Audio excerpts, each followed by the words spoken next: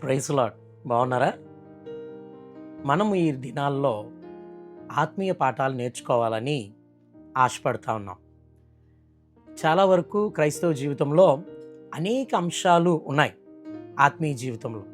కానీ ప్రతి అంశము స్పష్టంగా అర్థం కావాలంటే కొన్ని పాఠాలు అనేవి చాలా అవసరం.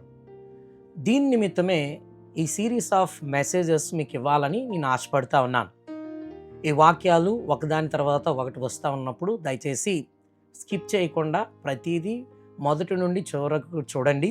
చూసినప్పుడు ఆ వాక్యాలను బట్టి మన ఆత్మీయమైన విషయాలను అర్థం చేసుకుంటూ చక్కటి ఆత్మీయ పాఠాలను నేర్చుకుంటూ ఆత్మీయ అభివృద్ధి పొంది ప్రభు చిత్తానుసారంగా మనము దేవుని నామాన్ని మహిమపరుస్తాం, దేవుని రాజ్యంలో స్థిరులుగా నిలబడతాం.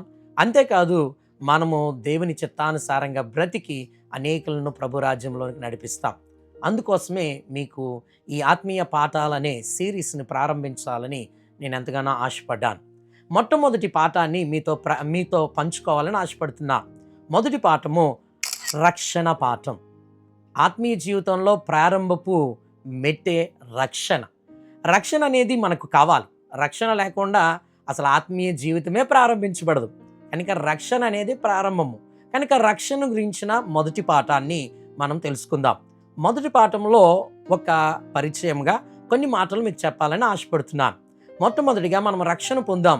ఎలా వచ్చింది? దేవుని ఎదుట మనకి రక్షణ వచ్చింది. ఈ రక్షణ దేవుడి ఇచ్చిన రక్షణ. ఈ రక్షణలో మనకి ఏం కలుగుతుంది? ఒక 5 అంశాలు. మొట్టమొదటిది, మనము పాపము నుండి విడిపించబడతాం. రక్షణ పాపము నుండి విడిపించబడుట. రెండోది, రక్షణ ఉగ్రత నుండి విడిపించబడట. ఉగ్రత ఉంది రానున్న దినాల్లో. ఆ ఉగ్రత నుండి విడిపించబడటమే రక్షణ. రక్షణ అనేది ప్రియులారా ఇంకొక అంశం. మరొకటి మూడవదిగా మనం మాట్లాడితే పునర్జన్మించబడుట, అంటే మరలా తిరిగి జన్మించబడడం. రక్షణ అనేది తిరిగి జన్మించబడడం. నాలుగవదిగా మనం చూసినట్లయితే రక్షణ అనేది దేవుడిచ్చిన నిత్య జీవాన్ని పొందుకోవడం. రక్షణ అనేది దేవుడిచ్చిన నిత్య జీవాన్ని పొందుకోవడం. చివరిగా 5వది మనం చూస్తే రక్షణ అనేది దేవుని పిల్లలగడం.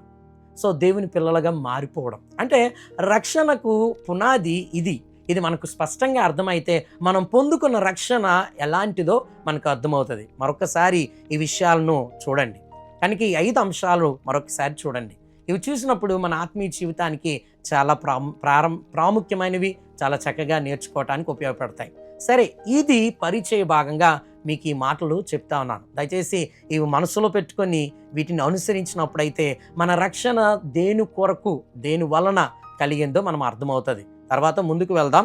రెండవదిగా ఈ యొక్క రక్షణలో ఇంకొక మెట్టు గురించి మీతో మాట్లాడాలని ఆశపడతా ఉన్నాను. ఆ మెట్టు కూడా చాలా చక్కగా నేర్చుకుందాం. దీనిలో 3 మెట్లు ఉన్నాయి. అవి జస్ట్ నేను చెప్తాను, తర్వాత మనం చూద్దాం. మొట్టమొదటిది, రక్షణకు ప్రూఫ్స్ ఉన్నాయి. మొదటిది బాహ్యమైన ప్రూఫ్. సో బాహ్యంగా రక్షణ పొందాము అనడానికి ప్రూఫ్.